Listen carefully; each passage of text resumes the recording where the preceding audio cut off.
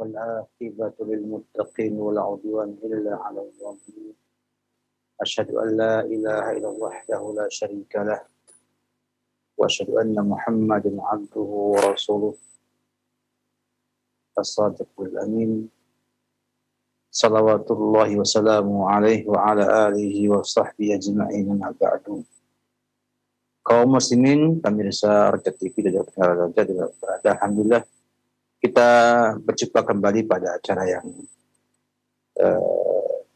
kita adakan sejak satu pagi ini, Fikih Usrah, yang merupakan bagian daripada upaya kita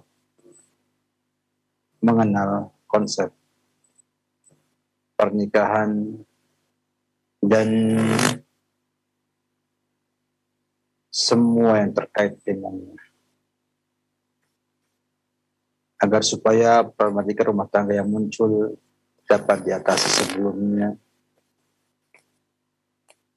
atau dicegah sebelumnya, atau mungkin juga diobati sebelum menjadi lebih parah dan lebih sulit untuk mengobatinya. Dan kita masih bersama tindakan-tindakan pasangan suami istri yang menimbulkan pertengkaran, nusyuz, durhaka kepada pasangannya, tidak menggunakan hak-hak pasangannya, dan yang lain sebagainya. Kita telah bahas terdahulu pembahasan mengenai khususnya sang wanita dan juga khususnya sang suami. Maka pada bahagia coba membahas sedikit permasalahan ketika muncul nusyuz dari kedua belah pihak, di mana dalam sebuah rumah tangga, ketika pasangan suami istri memiliki kekuatan, memiliki kemampuan yang berimbang, kebutuhan pun berimbang, sehingga tidak ada yang dominan dalam rumah tangga tersebut, maka pertengkaran pun sulit terhindari dan sama-sama ingin ngotot dengan apa yang dimilikinya, yang dia anggap benar, dia akan bela walaupun harus bertengkar, dan karena sama-sama kuat posisinya, maka akhirnya susah untuk didamaikan, susah untuk diobati satu pihak dengan pihak lainnya. Sinilah Allah Subhanahu wa Ta'ala menyampaikan sebuah terapi yang disampaikan dalam surat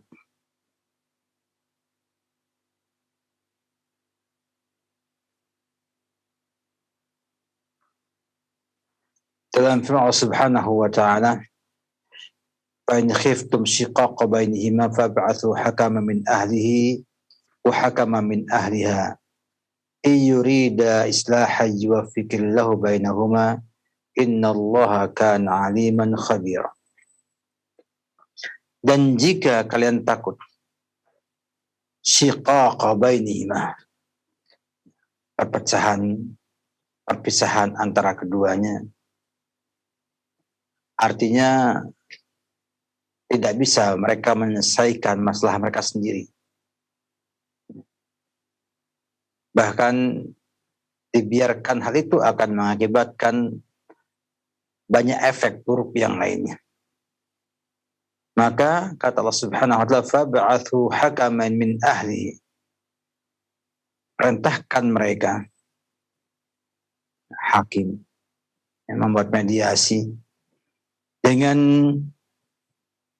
mengangkat seorang hakim perwakilan dari keluarga laki-laki, wa hakama min ahliha, dan juga wakil ataupun hakim dari keluarga sang wanita, sang istri. Yurida islaha yuwaffiqillahu bainahuma. Yang kedua, hakam ini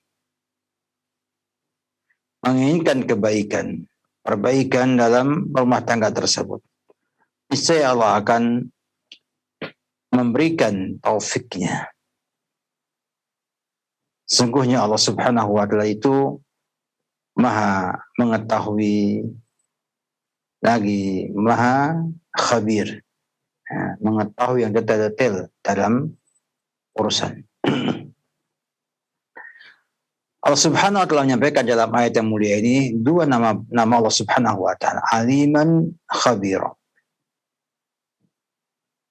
menunjukkan bahwa Allah Subhanahu wa Ta'ala mengetahui semuanya, mengetahui semua aktivitas hakamain dua hakim ini, dan juga mengetahui yang terbaik untuk semuanya.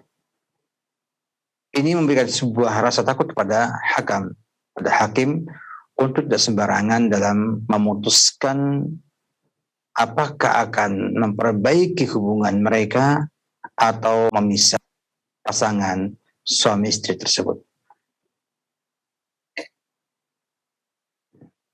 Inilah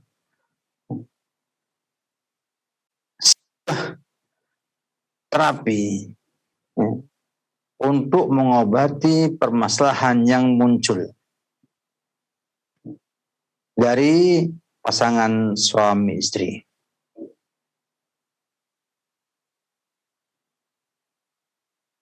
Yang sudah tidak mampu lagi untuk diberikan terapi yang sebelumnya.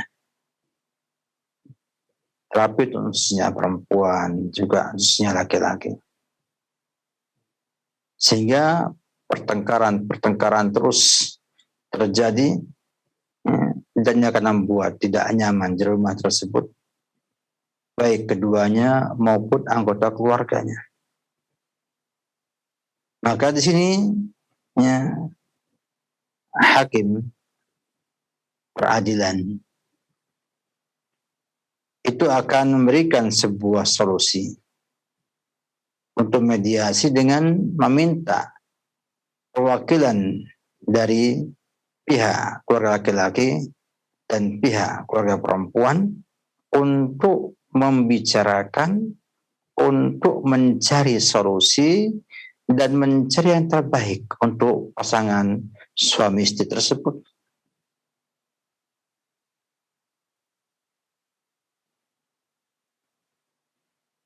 Karena tidak bisa dibiarkan rumah tangga itu selalu dalam keadaan panas membara dan melihat urusannya. Berusaha untuk menahan yang zalim dari kezaliman yang dimilikinya.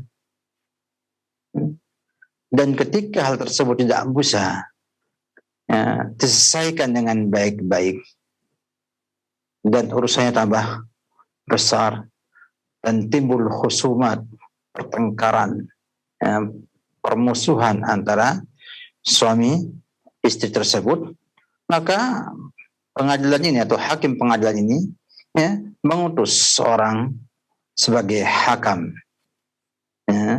seorang yang dapat dipercaya dari keluarga laki-laki dan keluarga wanita.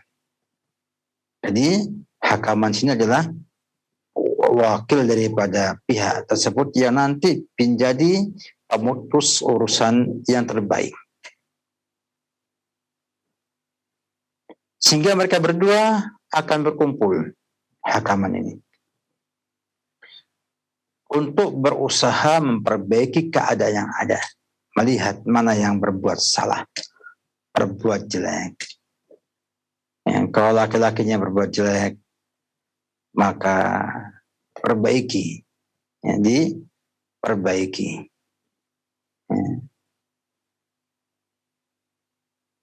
Dan kalau perempuannya yang berbuat keburukan, kejelekan, demikian juga diperbaiki. Dan berusaha keduanya untuk mencari yang paling maslahat, yang mereka pandang baik itu dengan memperbaiki hubungan tersebut atau harus memisahkan keduanya dengan perceraian.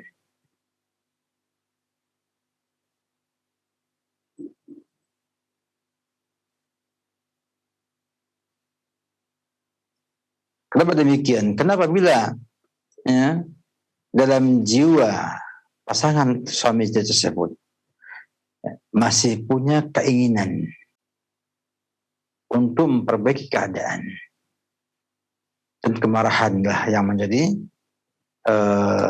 penghalang itu semuanya, maka bisa jadi keinginan kuat tersebut digunakan oleh dua hakim tersebut untuk memperbaiki, memberikan solusi agar mereka bisa tetap berkumpul dalam sebuah rumah tangga, ikatan nikahan, tanpa harus melepas pernikahan tersebut.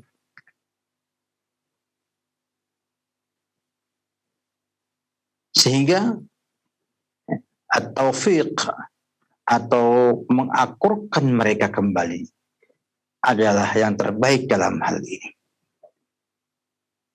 Maka Allah katakan yurida islahi yuwaffiqillahu bainahuma. Allah hanya menyebut islah di sini, menunjukkan bahwa pada asalnya kedua hakim tersebut yang menjadi utusan pihak suami dan pihak istri itu harus punya sebuah semangat untuk memperbaiki keadaan pernikahan pasangan suami istri tersebut. Sebab Allah hanya menyampaikan dalam ayat ini islah saja. Yurida islahan yuwaffiqillahu bainahuma. Dan tidak menyampaikan yang kedua, tafriq, memisahkan keduanya.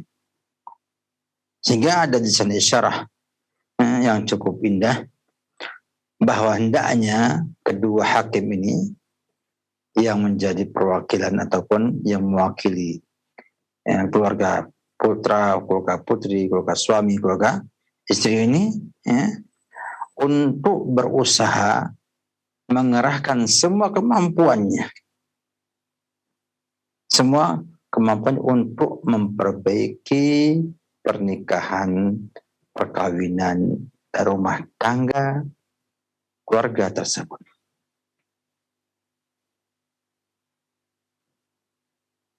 Karena memang memisahkan keduanya dengan perceraian juga punya efek yang cukup buruk, bisa merusak rumah tangga, bisa membuat anak-anak terlantar, broken home. Yang itu harus dijauhi oleh kita semua.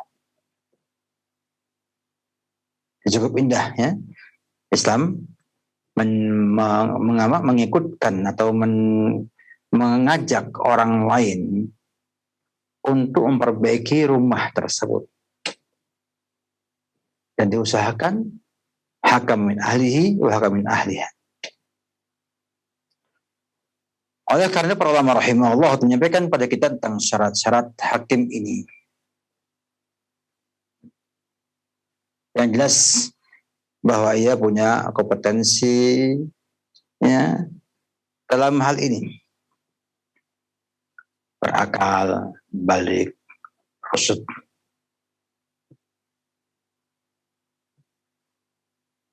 Juga Islam. Juga merdeka, bukan budak.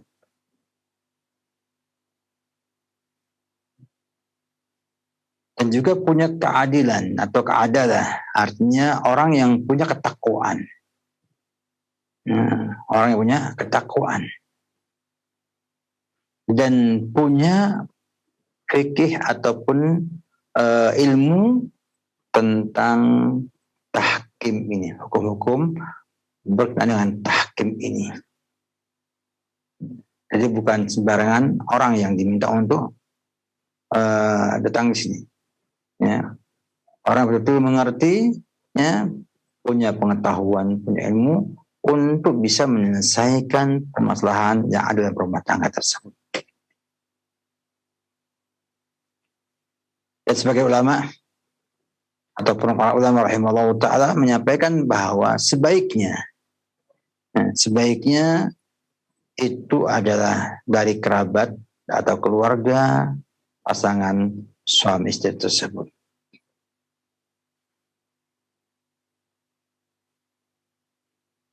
Daripada Malik itu juga Syafi'i ya. Disyaratkan ada di sana laki-laki. Bukan wanita, tapi laki-laki. Sehingga betul-betul hakamain itu adalah hakiman, dua orang laki-laki. Dan tidak boleh dari kaum wanita. Namun sebagai mazhab yang lain, seperti mazhab Hanafi ya, membolehkan wanita menjadi wakil dalam hal ini.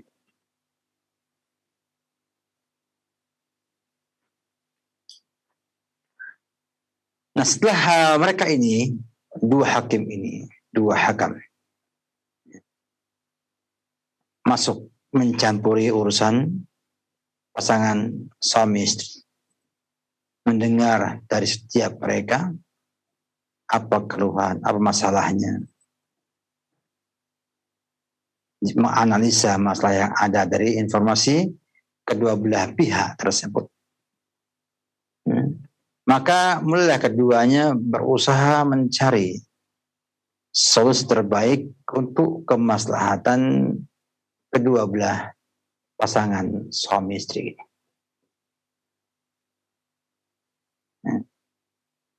Apakah akan mendamaikannya, mempertahankannya, atau harus memisahkan antara kedua pasangan tersebut. Apabila mereka sepakat untuk memperbaiki pasangan tersebut dan memperbaiki perkawinan pasangan tersebut, maka sepakat para ulama rahimahullah ta'ala bahwa keputusan dua hakim tersebut itu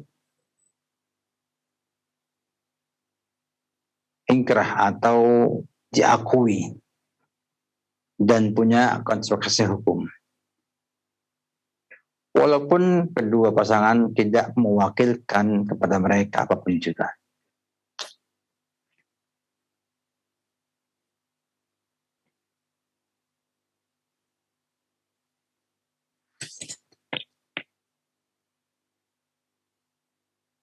Yang menjadi perbedaan pertama adalah ketika hakam tersebut keputusan adalah memisah.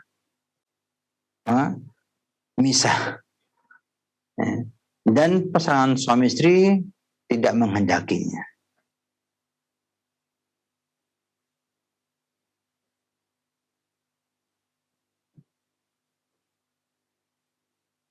Maka kata jumhur ulama rahimahullah ta'ala bahwa keduanya adalah hakaman artinya penentu keputusan. Maka keduanya punya hak berbuat apa yang dipandang olehnya maslahat untuk pasangan suami tersebut. Mau didamaikan, dipisah ya. Itu hak mereka. Dan tidak butuh keduanya untuk perwakilan ataupun ridho dari pasangan suami istri tersebut.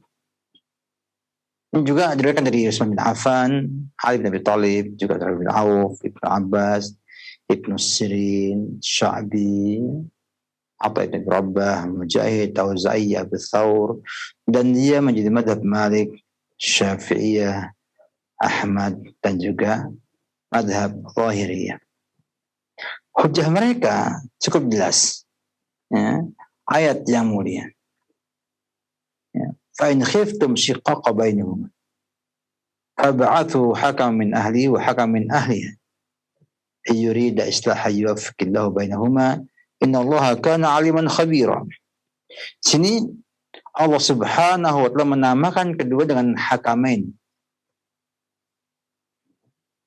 Artinya hakim. Dan ketika Allah jadikan dia jadi hakim, maka dia diberi kekuasaan untuk menghukum, menetapkan sebuah hukum, sebuah ketetapan. Sehingga dia boleh menghukum walaupun tanpa keridhaan pasangan suami istri tersebut. Dia hakim. Sama ketika di pengadilan, seorang hakim ketika memutuskan satu buah hukum, tidak menunggu keduanya ridha. Putuskan kamu yang benar, kamu yang salah, selesai. Demikian diriwayatkan dari Abidah.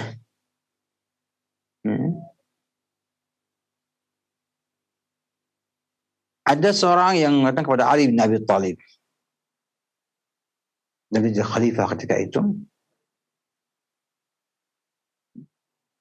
bersama pasangan itu ada sekelompok orang.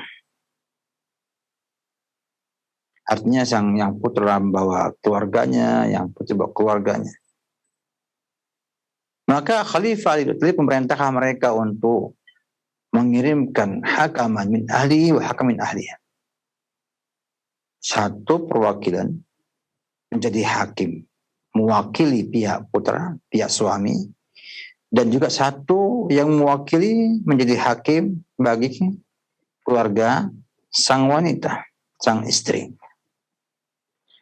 Kemudian Ali bin Abi Thalib mengatakan kepada kedua hakim ini,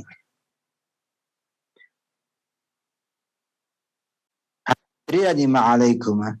Tahukah kamu apa kewajiban kamu berdua?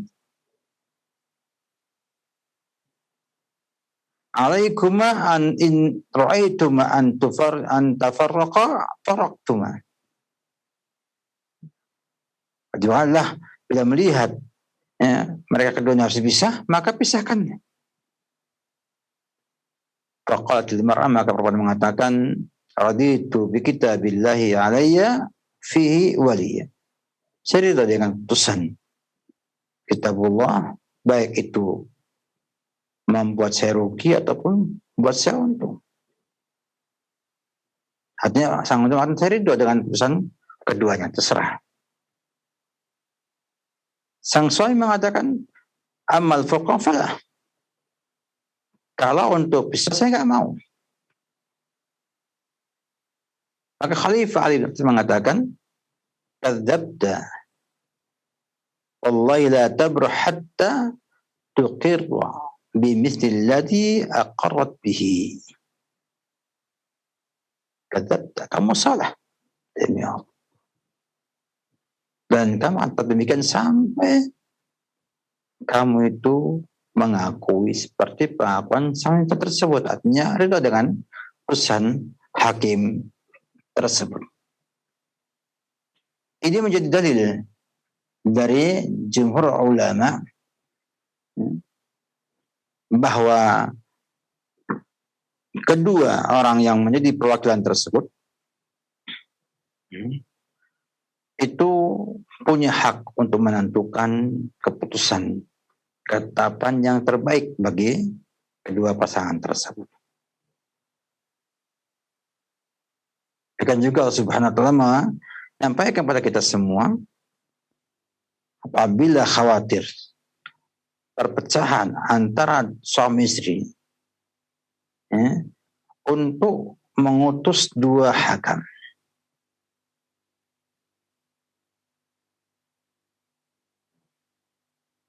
In khiftum shiqaq bainahuma. Antum yang kalian khawatirkan shiqaq antar keduanya. Artinya kitabnya bukan pada suami istri, pada orang sekitarnya.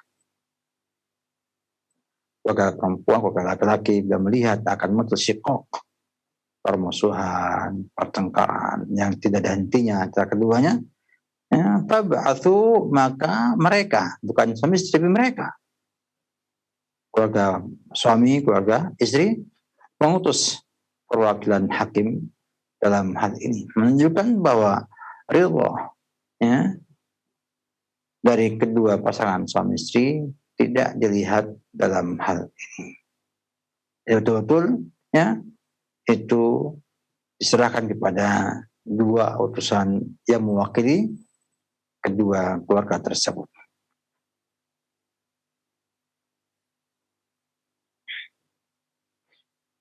Sedangkan sebagian ulama rahimahullah ta'ala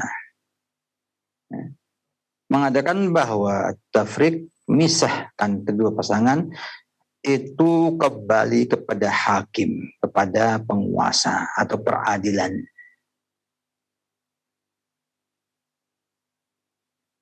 Dengan melihat kepada hasil keputusan dua hakam tadi.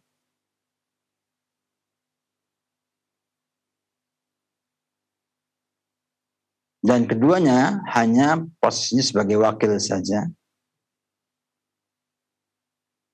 Sehingga tidak bisa memutuskan tanpa izin daripada pasangan suami istri tersebut. Ini riwayat ini adalah mazhabnya Abu Hanifah dan juga qaulun dalam mazhab Syafi'i. Juga dari Ibnu Hazm, Hasan al-Basri, dan juga Qatadah bin Da'amah Sadusi.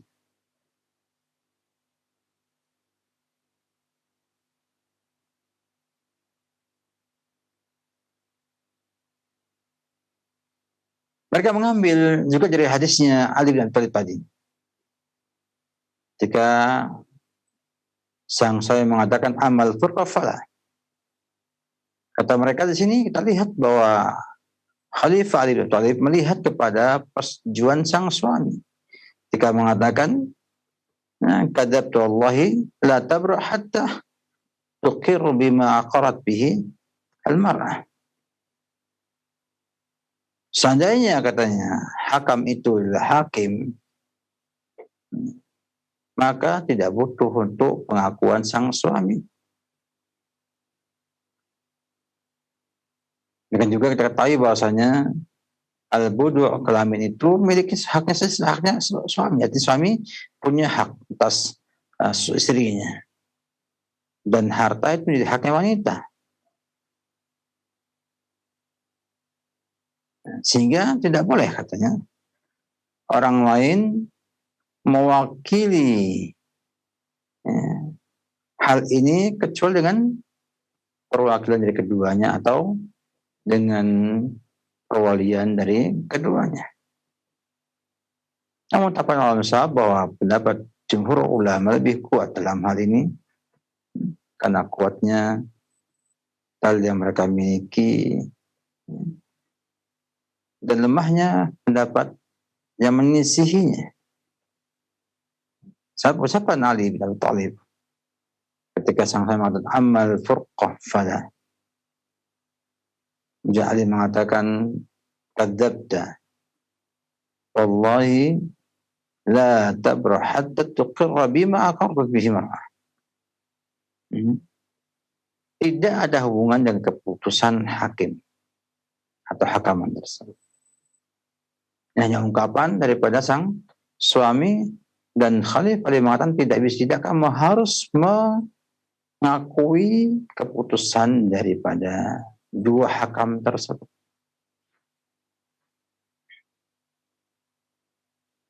Demikian juga ayat cukup jelas dan istidlal jumhur cukup kuat dalam hal ini. Sehingga yang demikian bahwa hakam ataupun orang yang mewakili pihak putra dan pihak putri, pihak suami, pihak istri, itu punya hak untuk memutuskan apakah akan dipisah atau diperbaiki hubungan tersebut. Dan demikian tampak sekali bagaimana Islam sebagai agama yang sempurna memberikan kepada kita solusi problematika rumah tangga sampai pada tahapan di mana kedua pihak tidak bisa didamaikan dengan perdamaian yang biasa, sehingga melibatkan pihak ketiga untuk memutuskan, untuk memutuskan nasib kedua pasangan tersebut.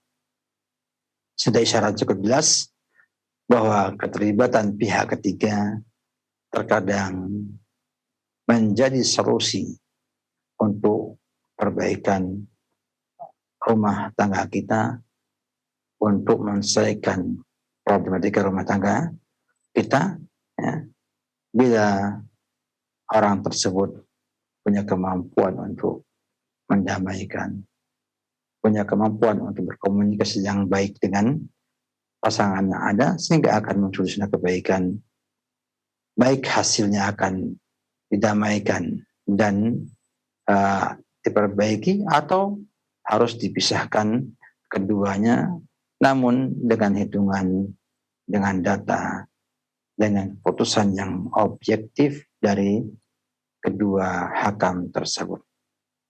Demikianlah bagaimana Islam kepada kita sebuah solusi dalam problem rumah tangga kita.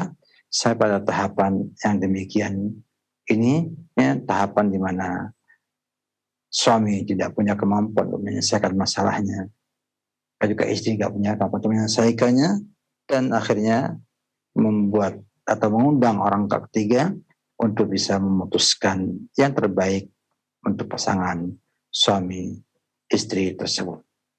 Demikian, semoga bermanfaat sedikit ini untuk menambah, ya, pengetahuan kita tentang konsep penyelesaian masalah dalam rumah tangga seorang muslim. Demikian, semoga bermanfaat. Wabillahi taufiq. Muhammad wa ala alihi wa sahbihi wasallam. Baik, Ustaz, barakallahu fikum wa jazakallahu khairan. Terima kasih atas bimbingan dan pelajaran yang telah disampaikan. Semoga menambahkan ilmu kita dan mudahkan kita untuk bisa membina rumah tangga ini agar tercipta mawadah warahmah dan keserasian dalam membina rumah tangga serta mendidik anak-anak kita semuanya. Ikhwatul Islam, bagi Anda yang ingin bertanya silakan. Belum tersambung, kami akan bacakan dari pesan singkat dari hamba Allah di Bandung, seorang ibu. Assalamualaikum. Ustadz, bagaimana bila seorang istri masih tersimpan perasaan di hatinya untuk orang lain yang pernah hadir sebelum hadirnya suami? Walaupun sudah berusaha menghilangkan segala perasaan, tapi perasaan itu tidak hilang. Walaupun sudah berumah tangga belasan tahun, istrinya belum bisa mencintai suaminya disebabkan sikap suaminya yang tidak sesuai dengan ucapan sebelum menikah dulu. Terkadang istrinya tidur sambil menangis. Suaminya hanya fokus pada kebutuhan fisik keluarga saja, fokus sama kerjaan dan HP. Walaupun istri belum mencintai suaminya, tapi tetap mengabdi untuk mendapat ridho dari suaminya. Mohon diberikan solusi dan jawaban, Ustaz, silakan.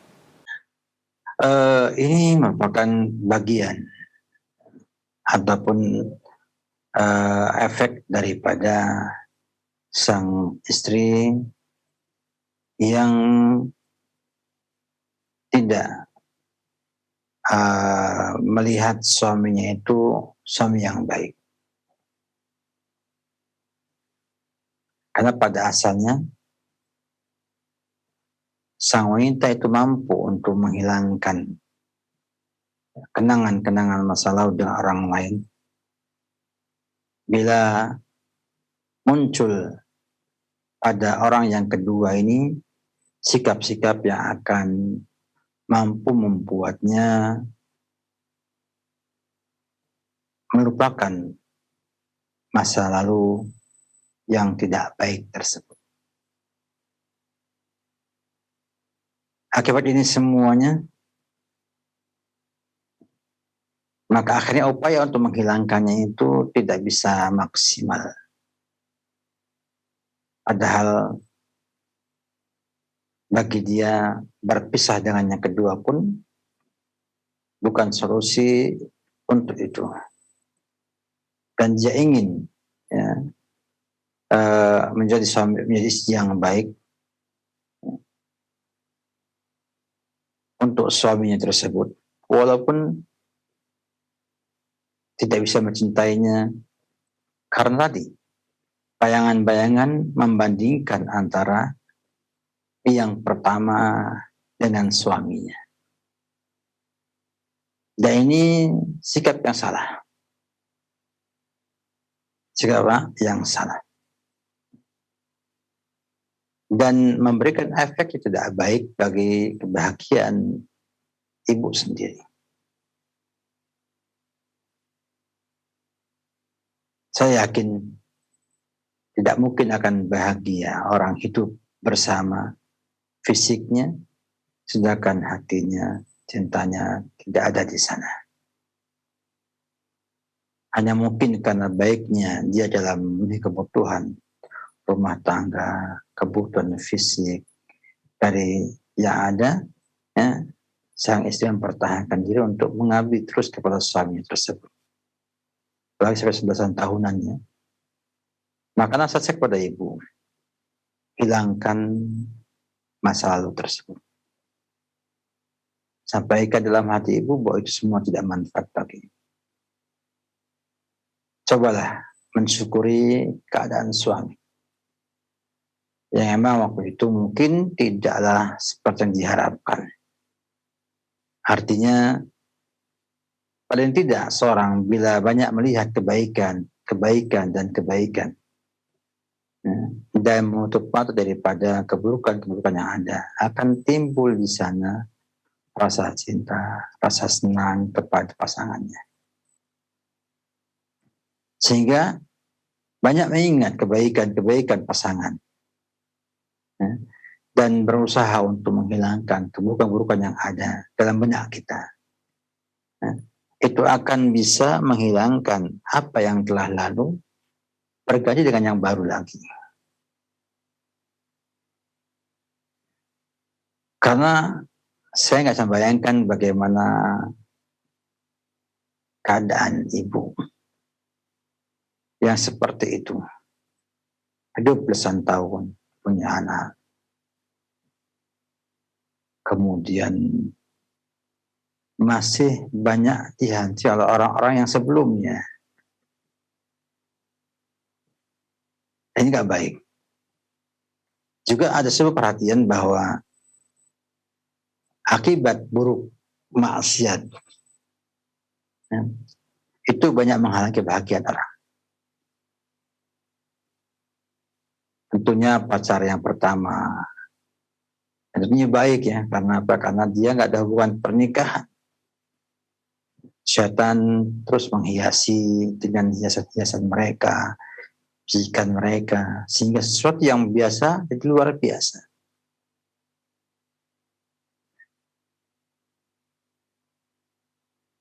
Kemudian setelah itu, ketika cinta tidak kembali kepada pernikahan, menikah dengan laki-laki lain, maka bila tidak dibuang ingatan tersebut, maka syaitan akan sangat mudah untuk membuka peluang, membuka pintu kepada ibu untuk berpikir membandingkan yang ada dengan yang sebelumnya. Dan sangat sulit untuk menang yang ada. Kenapa? Karena yang sebelumnya taunya bagus terus, tidak tahu jeleknya sang laki-laki, sedangkan yang kedua ini ya, kejelekannya terpapar di mata ibu. Sehingga akhirnya timbul kerinduan kepada yang lalu. Padahal mungkin saja yang lalu pun sama ketika hubungan dengan ibu di rumah tangga. Setelah menikah berubah menjadi mungkin lebih buruk daripada suami yang ada sekarang ini.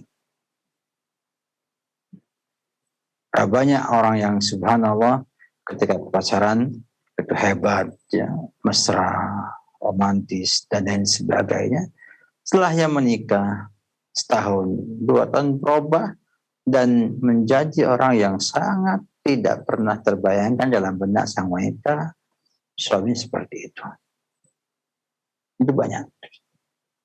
Sehingga perlu ditanamkan dalam jiwa kita bahwa kita hanya akan mencintai suami kita. Kita hanya mencintai suami kita dengan segala yang dimilikinya. Syukuri yang baik-baik dan dimaafkan yang tidak baik tersebut. Sambil terus untuk mengajak suami menjadi suami yang baik yang kita harapkan dan diharapkan atau dianggap sebagai profil yang diinginkan dari sang suami tersebut.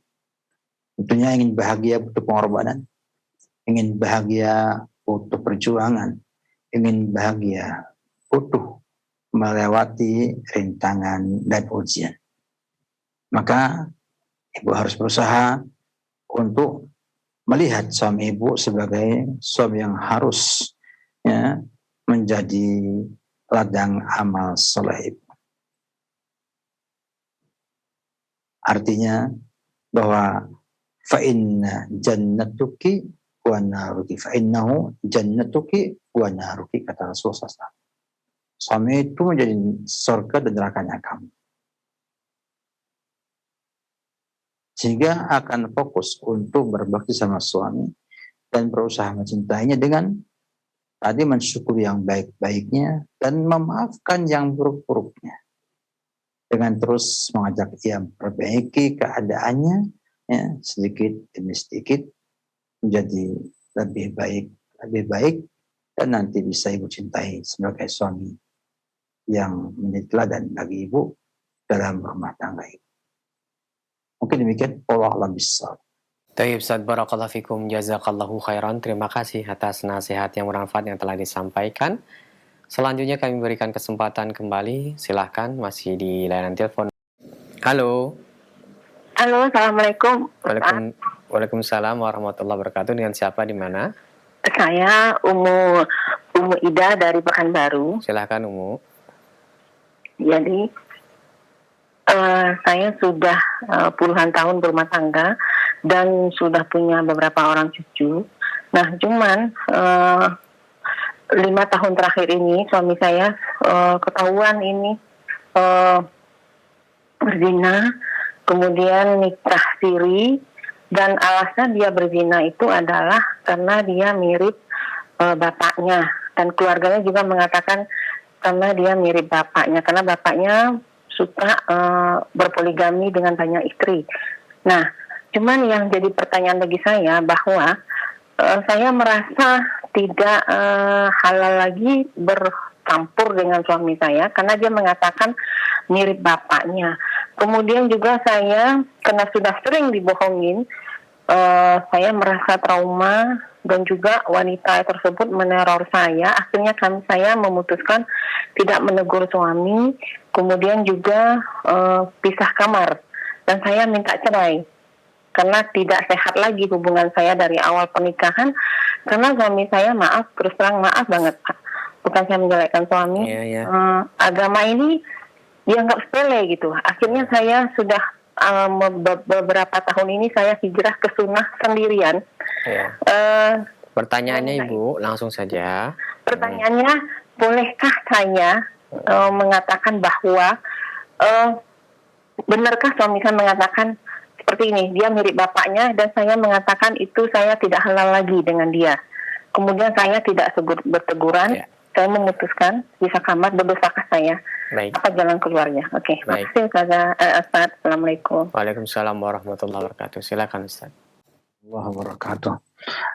Pernyataan sang bapak bahwa ia mirip bapaknya, poligami dan sebagainya, itu tidak ada hubungan dengan hubungan ibu dengan dia. Artinya tidak akan mengharamkan pasangan dan lain sebagainya. Karena dia bukan zihar. Zihar itu kan ketika sang suami mengatakan bahwa istrinya itu seperti punggung ibunya, tapi dengan niat menghalangi adanya perhubungan suami istri dengan sang istri tersebut. Bukan cuma sekedar menyampaikan kemiripan aja. Kalau hanya menyampaikan kemiripan, banyak orang mengatakan kepada istri miripkan ibunya. Tapi kalau hanya menyampaikan berita bahwa kamu kok mirip ya sama ibu saya, itu tidaklah dikatakan zihar. Itu omongan suami kepada istrinya bahwa anti ka dhahri ummi. Artinya kamu saya haramkan hubungan suami sebagaimana saya mengharamkan punggung ibu saya. Itu zihar. Jadi bukan sekedar hanya mengatakan mirip. Saya mirip bapak saya, apalagi beda sekali. Artinya bahwa ketika sang suami mengatakan saya mirip bapak saya, suka poligami dan lain sebagainya, maka itu bukanlah ungkapan yang sampai kemudian kok diyakini oleh ibu itu sebagai ungkapan seperti liarnya sudah tidak hal lagi hubungan dengannya. Ini keliru. Ini keliru memahami konsep zihar dalam hal ini. Ya. Ibu tidak boleh. Ya. Kemudian semena-mena ya, dengan pisah ranjang, nggak mau negur suami, seakan-akan bukan lagi suami ibu dalam hal ini. Terdapat kesalahan bapak dalam berpoligami. Kan saya nggak yakin bapak berzina dulu, tidak. Ya. Saya yakin bahwa ia nikah siri, baru kemudian hubungan suami istri. Saya menuduh berzina sangat berat dan tidak mudah hukumnya. Kemudian tentang terornya sang istri yang kedua kepada Eko, itu kesalahan dan kezalimannya dia. Ibu sabari, insya Allah ibu menang dalam hal ini. Karena inna ma'as sabri an-nasr, kemenangan bersama kesabaran. Kemudian solusi yang saya beri kepada ibu, Allah alam bisawab. Kalau ibu mampu untuk bersamanya dan sampaikan sama sang suami bahwa ia bisa nggak adil dalam hal ini. Kata ibu dia kepada istri yang keduanya, dan mau sang suami kemudian menjalankan syarat Islam untuk adil dalam berpoligami, maka solusi kumpul dan perbaikan menjadi opsi pertama dalam hal ini. Kenapa demikian? Karena menyangkut kepada nasib anak-anak ibu sendiri. Ya, dan juga nasib ibu sebagai seorang wanita, sebagai istrinya, yang punya kewajiban-kewajiban. Yang kata Rasulullah sampai dikatakan, فَإِنَّهُ جَنَّتُكِ وَنَارُكِ. Jadi ada sana bakti yang cukup besar pada suami yang itu menjadi sebab surga nerakanya kita. Jangan sampai kita merasa sudah hebat, sudah benar, padahal kita salah. Kita membalas kezaliman dengan kezaliman yang lebih besar lagi. Ini nggak benar. Harusnya adalah kita mencoba menunjukkan perkara dengan baik. Apabila kemudian sampai pada tahapan bahwa sang suami orang yang fasik, yang sudah tidak lagi memperolehkan hak dan kewajiban sebagai suami kepada ibu, maka ibu punya hak untuk membuat suami sadar atau berpisah dengan sang suami. Karena sudah menyangkut menunaikan hak-hak kewajiban kepada ibu. Ibu sebagai orang yang punya hak untuk menuntut semua.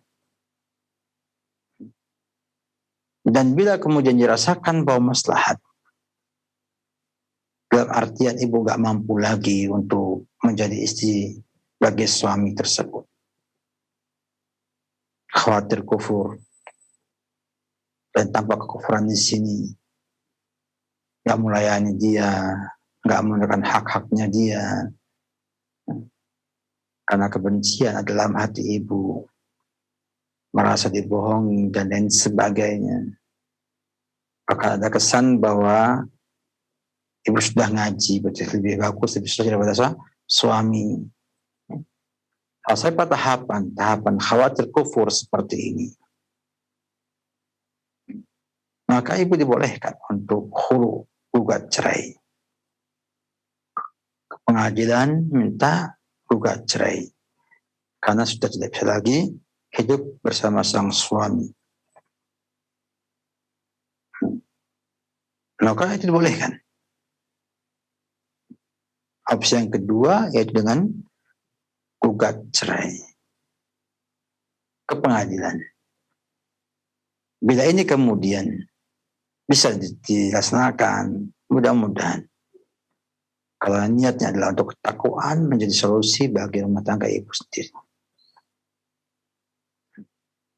Tapi kalau apa yang berbuat seperti itu tanpa gugat cerai, ya, itu pisah ranjang tanpa sebab, kecuali hanya ungkapan bahwa dia seperti bapaknya, atau karena dia berpoligami, maka ibu berbuat kezaliman dalam hal ini.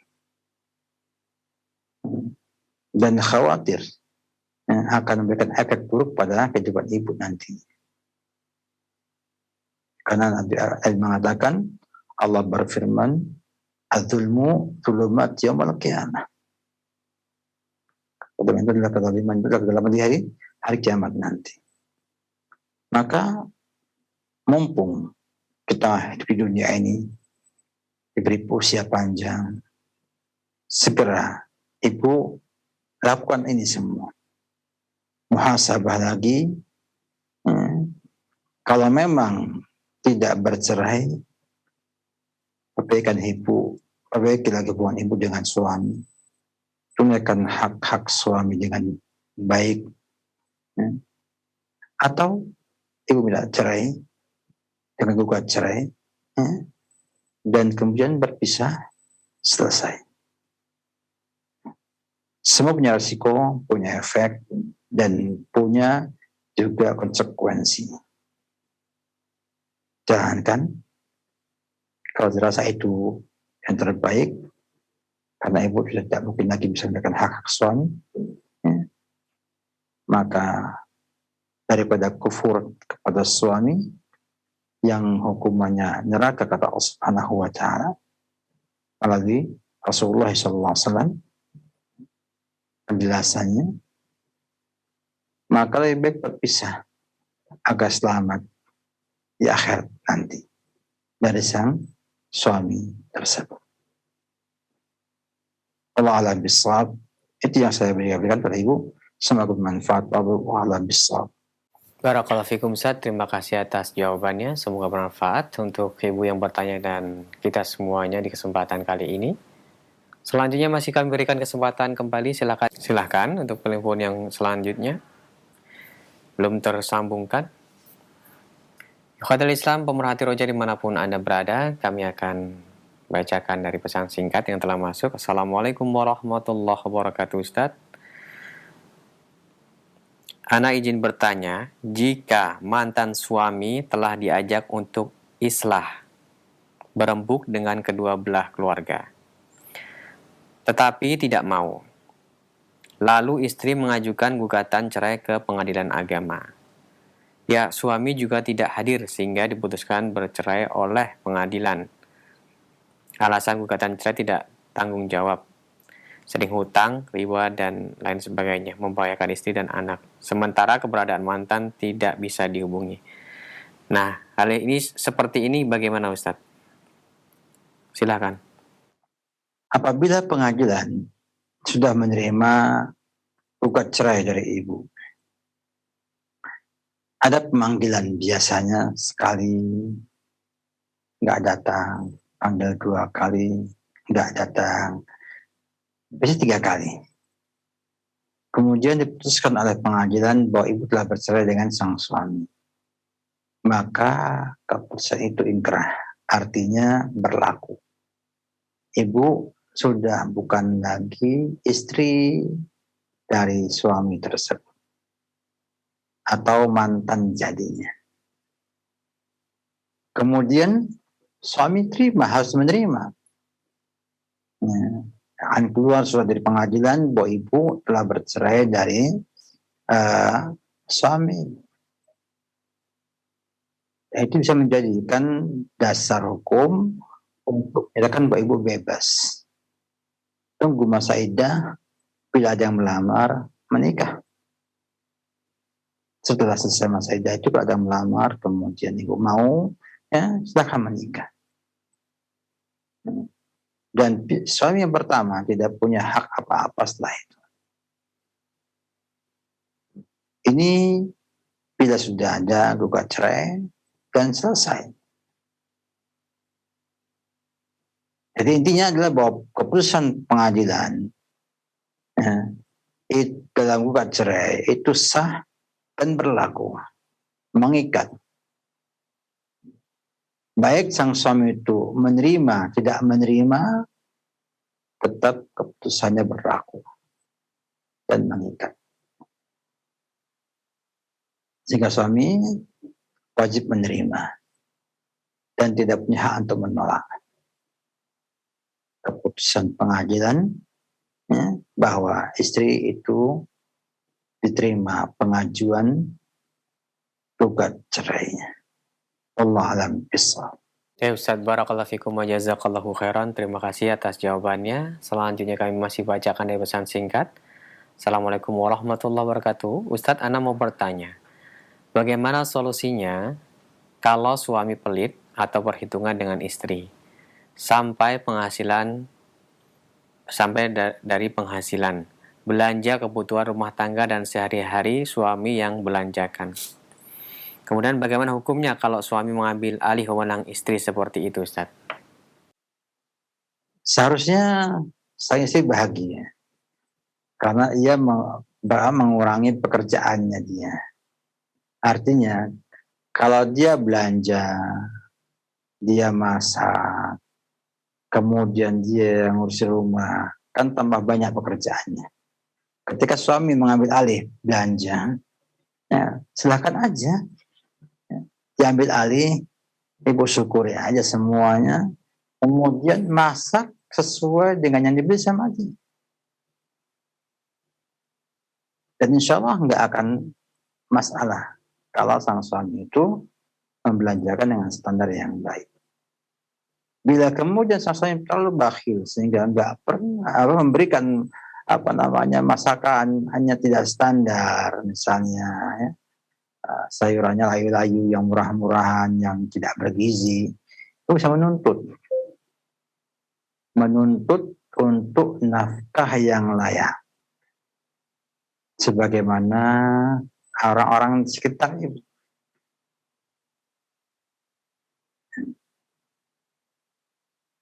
Misalnya kalau ada di sana 4 sehat 5 sempurna, standar layak sebuah kehidupan. Minimal 4 sehat lah. Kalau nggak ada susunya, 4 sehat minimal. Ada buahnya, ada sayurannya, ada nasinya, ada lauknya. Ya. Maka cukup. Kemudian untuk pakaian. Kalau dilihat pakaiannya sudah mulai sah, maka wajib sang suami untuk memberikan nafkah pakaian kepada sang istri. Dan kalau nggak menunaikan, maka istri boleh menuntut pesuami. Ya. Kalau nggak bisa dengan tuntutan langsung kepada sang suami, bisa ngomong ke pengadilan untuk nuntut perdata, ya, menuntut nafkah yang layak. Dan ada di sana nanti hukuman kepada sang suami yang tidak mau menunaikan hak-hak nafkah dengan layak, padahal ia mampu untuk itu. Jadi kalau tugas ibu dikurangi, harus senang harusnya. Artinya kalau belanja suaminya, silakan suami yang belanja. Yang ke pasar, yang kemana, ibu di rumah, ibadah kepada Allah Subhanahu wa Ta'ala. Kemudian menerima yang ada, yang penting bisa hidup. Ya. Sebagaimana yang lain-lain hidup. Ya. Insya Allah lebih bahagia. Ya, lebih bahagia.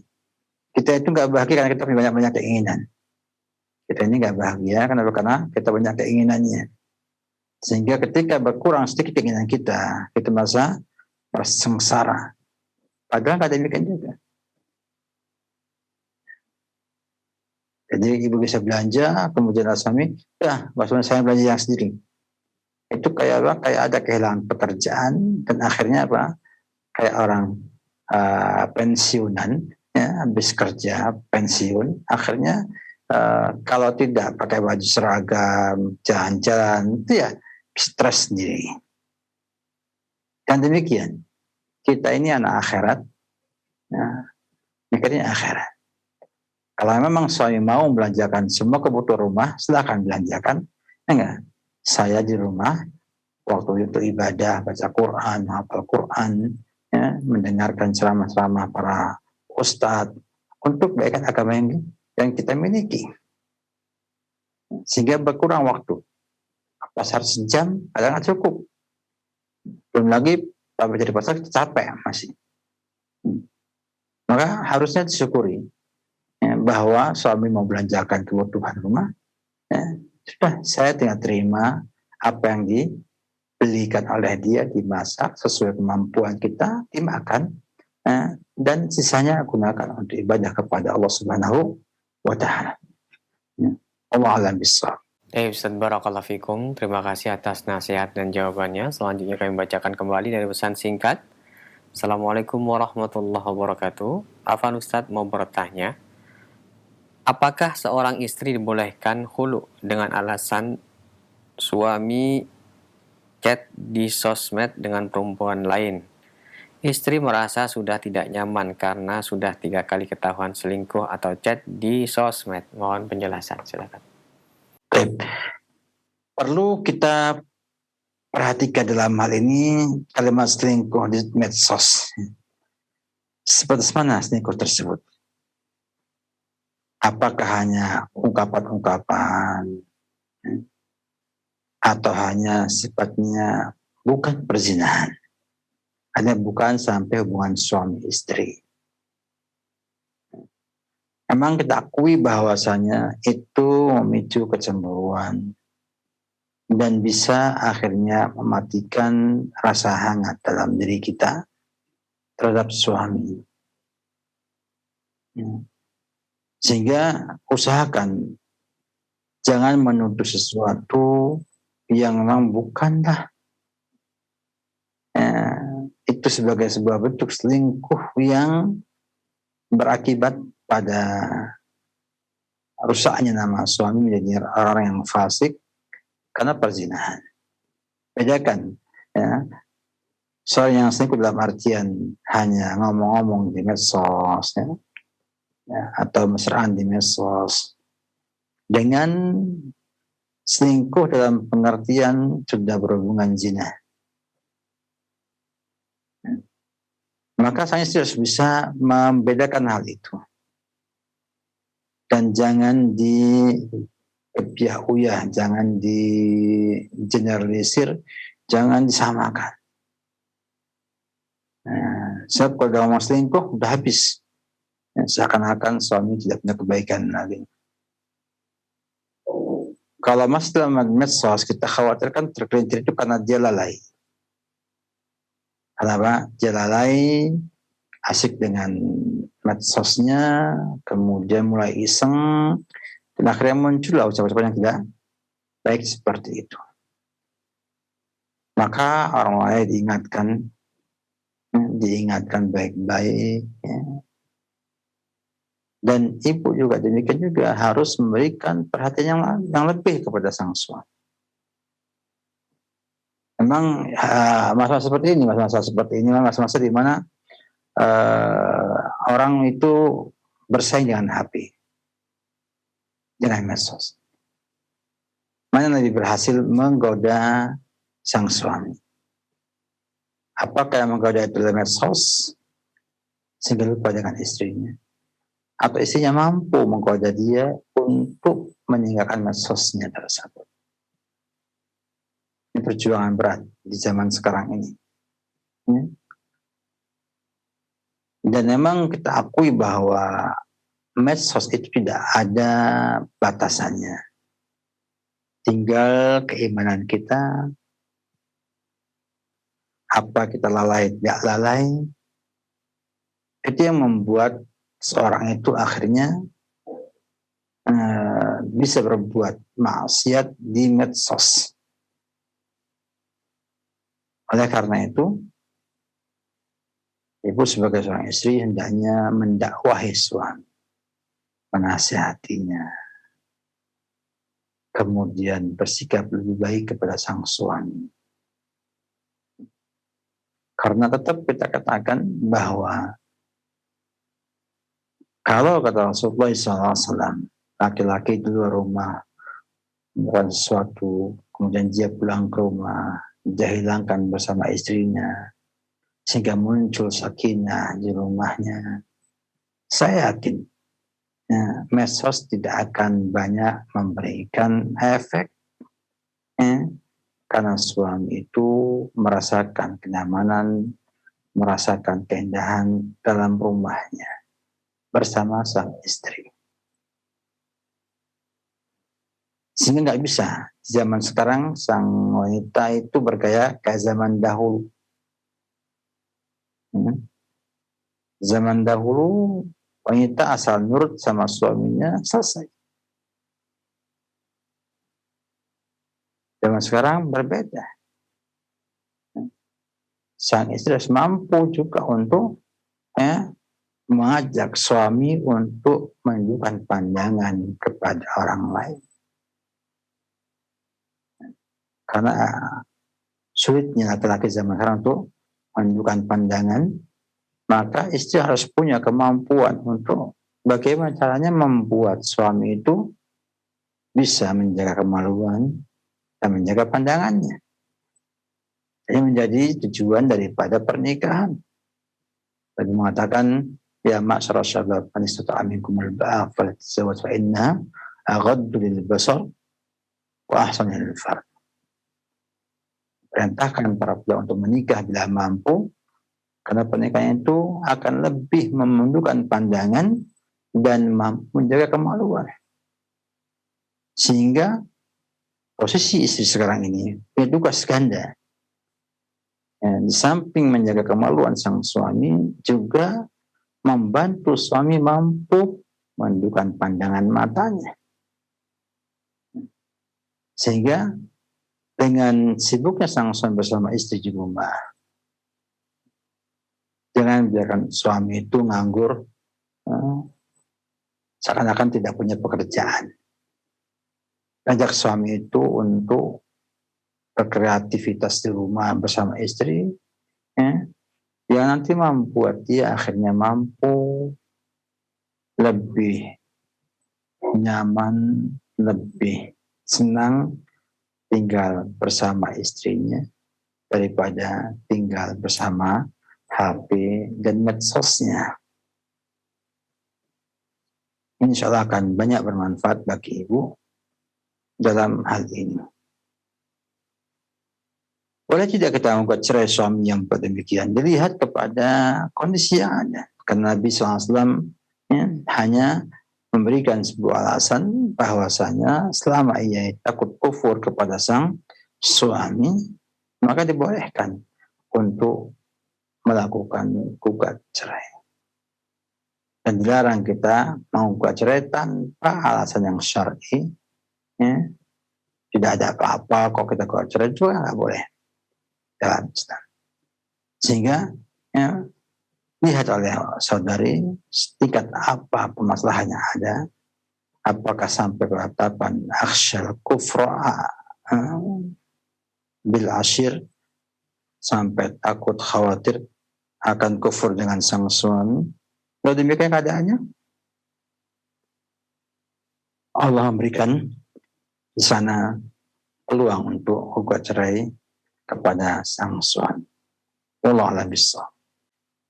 Barakallahu fikum wa jazakallahu khairan. Terima kasih atas jawaban yang bermanfaat. Semoga menjadi tambahan ilmu untuk yang bertanya khususnya dan kita semuanya. Berikut kami bacakan kembali dari hamba Allah di Cibubur yang bertanya, Assalamualaikum Ustadz, mohon pencerahannya serta diberikan solusi. Anak saya sudah kurang lebih 1 tahun digantung sama suaminya, dicerai secara hukum negara belum, kemudian juga tidak dinafkahi. Mungkin kalau secara Islam sudah, dan sudah tidak pernah dikasih nafkah lagi. Langkah apa yang harus saya ambil untuk anak saya, untuk kebaikannya terutama? Silakan Ustaz. Waalaikumsalam warahmatullahi wabarakatuh. Saya lihat pertama harus diperjelas itu status anak ibu. Apakah pernah sang suami mengucapkan cerai kepada istrinya, walaupun tidak diurus ke pengadilan surat-suratnya?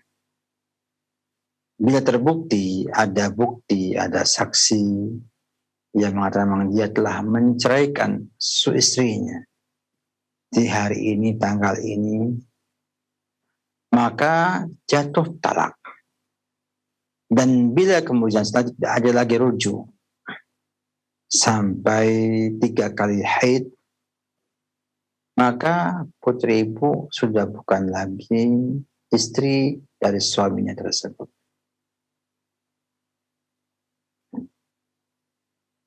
Kalau nggak ada bukti, suaminya mengatakan cerai, tanpa saksi juga, maka kalau ia tidak menafkahi nafkah lahir batin, lahir batin, maka orang tua bisa mempertanyakan, kenapa kamu demikian? Kalau kamu menggantikan, maunya gimana? Dicerai atau bagaimana jelasnya? Kalau ternyata dia pernah bersumpah tidak akan menggalau istrinya, maka dia masuk dalam kategori ila. Ila ini setelah 4 bulanan,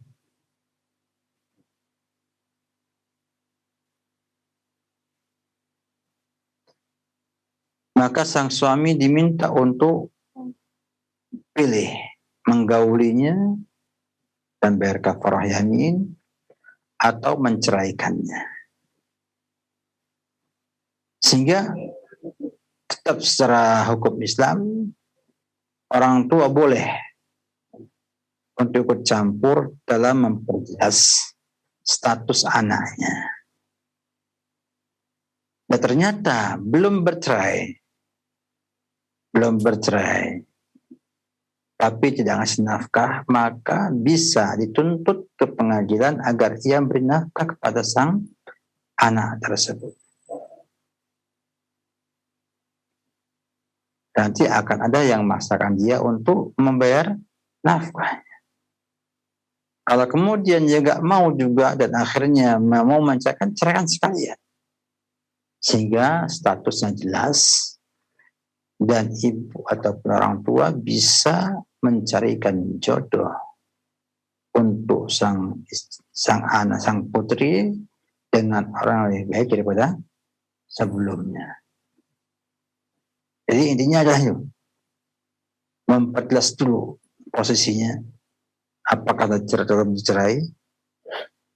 Kalau dalam cerai, apakah pernah sang suami itu bersumpah tidak menggauli istrinya?